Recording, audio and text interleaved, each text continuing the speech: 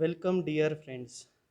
Myself, Vivek Suresh Jede, Head and Assistant Professor, Department of Biochemistry, Arts and Science College, Gulgaon. Today, we learn more about absorption and emission spectrum. Dear students, you all know that when light passes through a medium, that is from air to the solid or from solid to again into the air, it will deviate its path. That deviation is called as dispersion. Here is the dispersion of the two rays, that is violet color and red color. Here you find that the violet color and red color light shows deviation when it passes through the glass. When it enter into the glass, it deviates, and when it goes through the glass, it also deviates, and when it come out from the glass, it also deviates. So the deviation of these rays is called as dispersion. The deviation is also depend upon the wavelength, that is lambda wavelength. The violet color light has a shorter wavelength, so it deviates less, while the red color light has longer wavelength, so it deviates more.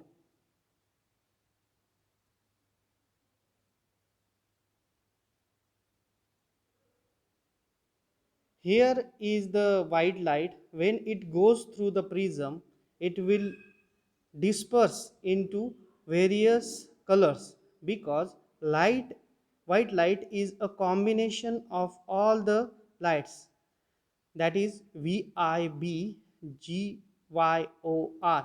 So when white light pass through the prism, it will give a spectrum. That spectrum is continuous one because there is no gap between the these colors, that is when it changes from violet to blue, there is no gap. When it changes from blue to green, there is no gap. So such types of spectrum are known as continuous spectrum. But when we put gas or liquid inside this white light, some amount of light get absorbed, some amount of electromagnetic radiations are get absorbed, and the absorption of these kind of electromagnetic radiations, that will form absorption spectrum. That is, you are observing that there are various kinds of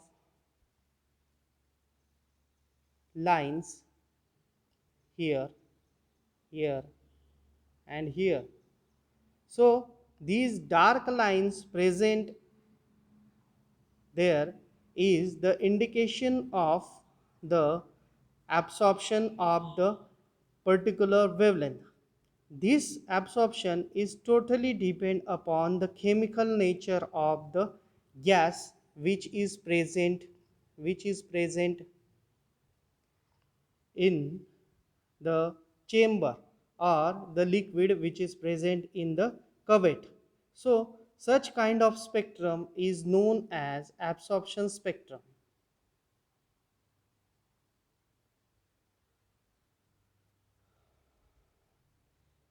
When gas is heat up, when gas is heat up, for example here, when we heat the gas, or when we give energy to the gas molecules become excited, and these excited molecules, when pass through the prism, that will form a line spectrum, and that line spectrum is known as emission spectrum.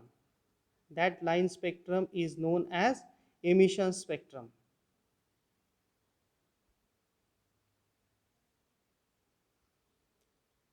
Here you can compare the continuous spectrum, emission spectrum, and absorption spectrum.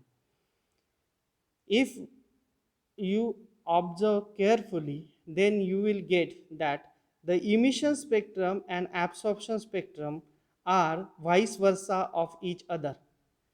The emission spectrum, where the lines are present, exactly on the absorption spectrum, the gap is present.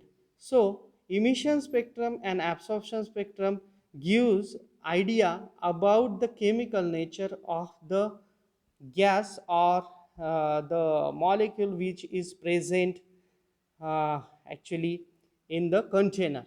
So this is useful in the spectrophotometric studies. Here is the example of hydrogen gas.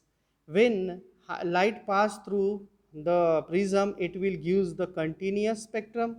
But when hydrogen gas is heat up and it is allowed to pass through the prism, then we will get the emission spectrum like this and absorption spectrum like this. So this is the study that done through the branch that is known as spectroscopy.